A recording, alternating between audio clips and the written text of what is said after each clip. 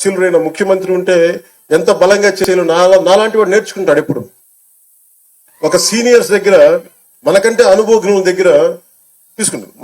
మనకంటే అనుభవజ్ఞుల దగ్గర నేర్చుకోవడానికి నేను ఎప్పుడు సంసిద్ధంగా ఉన్నాను. సో అలాంటి కర్నూలు జిల్లా పల్లె పండుగలో భాగంగా చేపడుతున్న ఈ కార్యక్రమాల్లో మొదటి స్థానంలో మన కర్నూలు జిల్లా ఉంది. ఇక్కడ అందరికీ కూడా నా ప్రత్యేక అభినందనలు తెలియజేస్తా ఉన్నాను.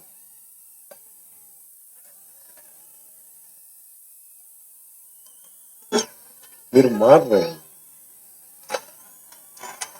నేను పల్లె పండగ, పంచాయతీరాజ్, సిసి రోడ్లు, దేశం బాగుండాలంటే మీరు ఓజీ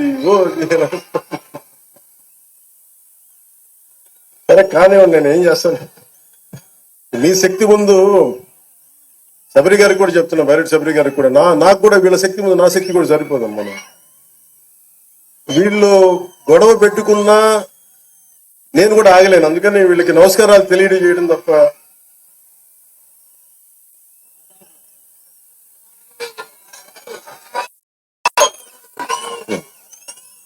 మీ అందరికీ ఒక జాతీయ ఉపాధి హామీ పథకం 30 సెంట్లు నేల. ఇది ఇప్పుడు మనం ఉన్న ఏరియా. దీంట్లో దాదాపు 6 సెంట్లు చెరువు అయితే 2 సెంట్లు గట్టు ఉంటది.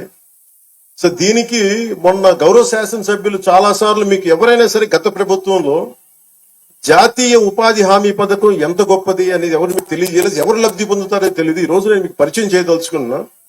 ఎవరైతే ఈ రైతు ఎవరో రాజన్న గారు ఉన్నారు వారిని, అలాగే ఈ ఎవరైతే మనకి ఈ ఉపాధి హామీ ఈ పథకం కూలీ పథకం కింద ఎవరైతే వస్తున్నారో వాళ్ళని వేదిక పైన మీకు పరిచయం చేయదలుచుకున్నాను. ఎందుకంటే వాళ్ళ కోసం చేస్తున్నాం. ఇదేదో మేము అబ్స్ట్రాక్ట్ గా ఒక అర్థం కాని ఒక అగమ్య గోచరమైనది కాకుండా మీకు నిజమైన మనుషులు ఎంత గొప్పది కార్యక్రమం, వాళ్ళు ఎంతమంది లబ్ధి పొందుతారు. రాజన్ గారు మీరు అక్కడ ఉన్నారు, అందరు నమ్మని చెప్పండి.